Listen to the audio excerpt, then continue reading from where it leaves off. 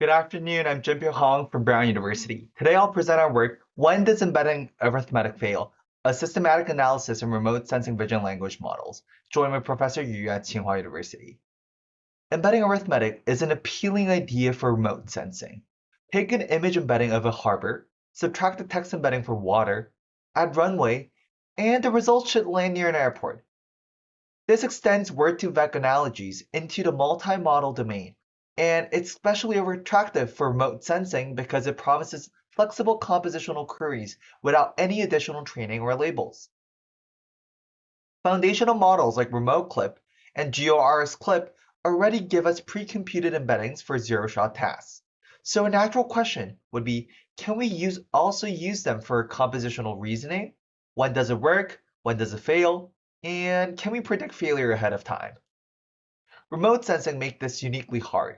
Look at these four scenes: river, freeway, runway, railway. From overhead, they all share a linear morphology despite being completely different objects. This kind of structural similarity is pervasive in remote sensing imagery. And if the model can't cleanly separate these concepts in embedding space, arithmetic produces unpredictable results. We make 5 contributions. First, a comprehensive evaluation framework, 5 benchmarks, 4 clip-based models, 27 to 34 probes per configuration, under both centroid and per image retrieval. Second, a failure taxonomy that identifies concept entanglement as dominant, 40 to 60% of failures. Third, a pre-hoc entanglement metric that predicts failure only using text embeddings, at essentially zero cost. Fourth, an exploratory 2x2 capacity versus domain analysis. And fifth, practical guidelines. Our method is straightforward. Given a reference image embedding, we subtract the text embedding for the concept to remove, add 1 for the concept to introduce, scale by alpha, set to 3.0 from sensitivity analysis, and normalize. Success is nearest neighbor retrieval. And we evaluate in 2 settings. First, central retrieval uses class average embeddings as inputs and targets, a stable baseline that isolates concept manipulation from instance noise. Per image retrieval is more realistic. 50 images per probe, arithmetic on each, majority voting with k equals 10. We report bootstrap confidence intervals for both. For failure analysis, we classify failures into 4 mutually exclusive types: entanglement, where predicted class is semantically related; no effect, where arithmetic didn't move the embedding; structural confusion, which visual similarity dominates; and other. This post-hoc taxonomy is separate from the pre-hoc metric I'll discuss shortly. So we tested on 5 benchmarks: UCM with 21 classes, 8 with 30, PatternNet with 38 fine-grained classes that turn out to be very informative, and caption-based RSICD, and Eurosat, 10 Sentinel-2 based land coverage classes. And our 4 models form a 2x2 design: small VIT basic patch 32 versus large VITL 14, CrossFit general clip versus remote sensing specific remote clip, and GRS clip. This lets us tease apart capacity from domain pre-training, and all models were accessed by OpenClip. Central retrieval gave us moderate overall success, mean weights of 66 to 74%, but with substantial variation across datasets. A few patterns. First, no single model dominates. GRS clip leads PatternNet at 82.4%. Remote clip leads RSICD also at 82.4%. However, model choice should depend on target dataset and characteristics. Second, L14 beats B32 in 4 of the 5 datasets regardless of domain pre-training. And our 2x2 quantifies this, a 6.6% capacity effect versus a negligible minus 0.3% domain effect. But I want to be upfront. Neither reaches significance at p above 0.4, so this is suggestive, not conclusive. Per image retrieval, which better reflects deployment, drops success rate by 2 to 11 points. The large standard deviations, 35 to 43%, reflect probe difficulty, not within probe noise. Within any single probe, standard deviation is only 14 to 20%. Prototypical images succeed more reliably than boundary cases. The most revealing results come from fine-grained probes.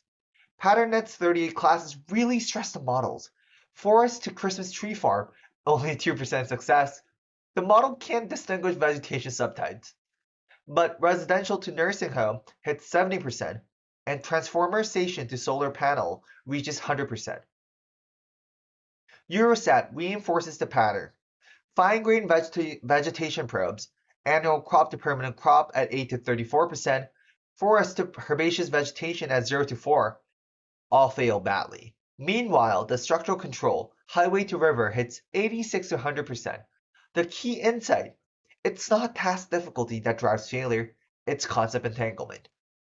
Across all 20 model dataset configurations, concept entanglement is the dominant failure mode, 40 to 60% of all failures. This aligns with the broader literature on disentangled representations. A concrete example: we try to turn a tennis court into a parking lot. Subtract tennis, add cars. What do we retrieve? Storage tanks. Why? Because tennis courts, parking lots, and storage tanks all share rectangular structure in overhead imagery. The model can't cleanly swap one rectangular concept for another. So, can we predict these failures before running any experiments? We propose a very simple metric, just a cosine similarity between the add and subtract text embeddings. Text only, essentially zero cost. This achieves a mean accuracy of 0.602 across all 20 configurations, with the best reaching 0.818 on 8 with clip L14. 12 of 20 exceeded our 0.6 target.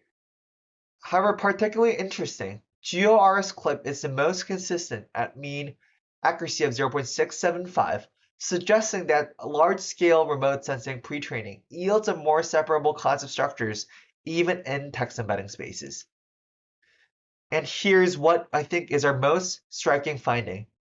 You might expect models with better embedding geometry, more separated class centroids, to also be better at arithmetic, but we find only a very weak correlation, R value of 0.3 and p-value of 0.2. Remote clip achieves the highest centroid separation at 0.646, but yet not the highest arithmetic performance on the datasets when we average it. This tells us something fundamental. Discriminative quality and compositional capability requires different representational properties. A model that separates classes well for classification doesn't necessarily organize its space to support algebra manipulation. We distill this into simple, actionable guidelines based on the pre-hoc entanglement score. Below 0.5, well-separated concepts like forests or agricultural. Go ahead with high confidence. 88% observed success. Between 0.5 and 0.7, moderate entanglement like harbor to airport. Expect about 71%. Proceed with caution.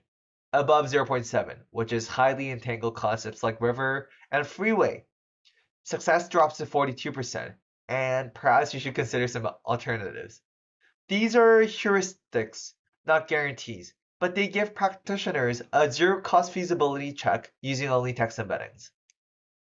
To wrap up, concept entanglement is a dominant bottleneck for embedding arithmetic in remote sensing vision language models.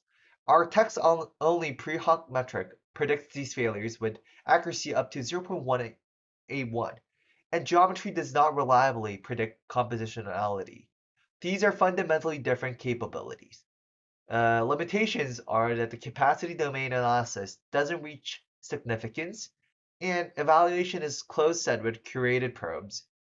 And future work could be checking out multi-label evaluation on Big ArithNet and a location-aware arithmetic by SatClip. Thank you for listening to our presentation.